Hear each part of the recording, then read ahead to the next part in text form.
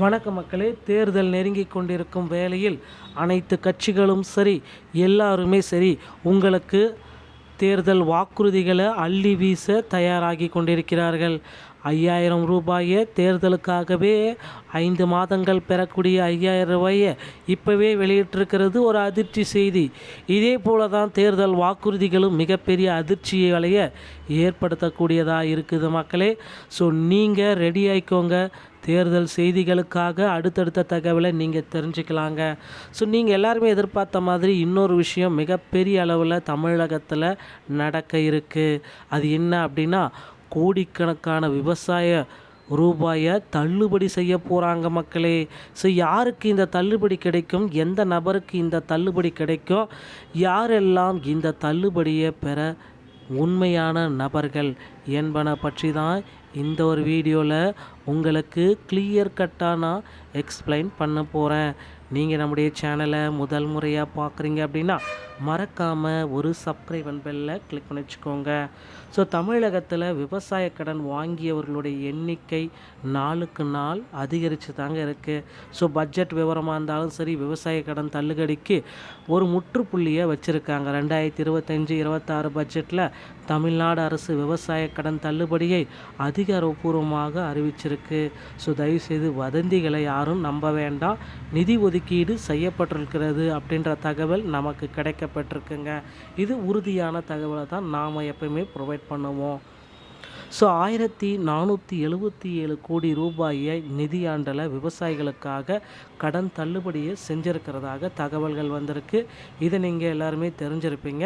So அமைச்சர் MRK Panneerselvam வெளியிட்ட அந்த ஒரு டேட்டாபேஸில் என்ன சொல்லுது அப்படின்னா, தமிழக மக்களுக்கு கிட்டத்தட்ட அதிக அளவில் இந்த கடன் தள்ளுபடியை வழங்கலாம் அப்படின்ற மாதிரி சில முக்கியமான முடிவுகள் எட்டப்பட்டு வருதுங்க.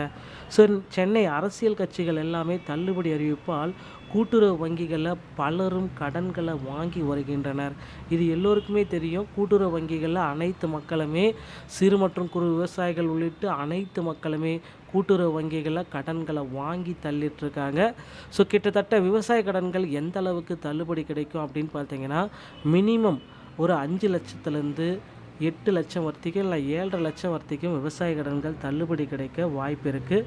அதற்கு மேலே போகுனா தள்ளுபடி கிடைக்கிறதுக்கு வாய்ப்புகள் இல்லை அப்படின்ற மாதிரி குறிப்பாகவே சொல்கிறாங்க.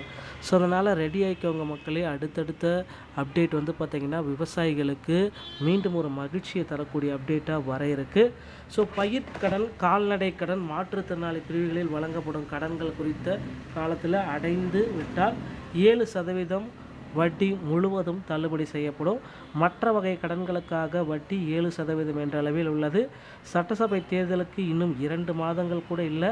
இதனால் தேர்தலுக்கு அறிவித்தது போல இந்த தேர்தலிலும் கூட்டுறவு வங்கிகளில் வைத்திருக்கக்கூடிய கடன்கள் அனைத்துமே உங்களுக்கு முழுமையாக தள்ளுபடி செய்ய போகிறாங்க மக்களே. So ready ஆகிக்கோங்க. தள்ளுபடிக்கு உண்டான அறிவிப்புகள் அனைத்தும் அரசு தரப்பிலிருந்து விரைவில் பப்ளிஷ் பண்ண போகிறாங்க மக்களே. ஸோ இதற்கான அப்டேட்கள் அனைத்து பார்த்திங்கன்னா நமக்கு இன்னும் ஒரு சில தினங்களில் நம்மளுடைய முதலமைச்சர் ஸ்டாலின் ஐயா அவர்கள் வெளியிட போகிறாங்க. ஸோ எந்த கட்சி ஆட்சிக்கு வந்தாலும் சரி, நகைக்கடன் தள்ளுபடி அப்படின்றது 5 சவரனுக்குள்ளாமல் இருக்குன்றது கண்டிப்பாக எல்லோருக்குமே தெரியும். அதே போல் விவசாயிகளுக்கு 7.5 லட்சம் வரைக்கும் தள்ளுபடி கொடுக்க போகிறாங்க. கூட்டுறவு சங்கங்கள் வாயிலாக கடனை திரும்ப செலுத்த முடியாத சூழலில் உள்ளவர்களுடைய பட்டியல் எல்லாமே தற்சமயம் கணக்கெடுத்துட்டு வராங்க. ஸோ பழைய கடனை புதுப்பிக்க அசல் மற்றும் வட்டியை முழுமையாக செலுத்த வேண்டும் அப்படின்றதையும் குறிப்பிட்டிருக்காங்க.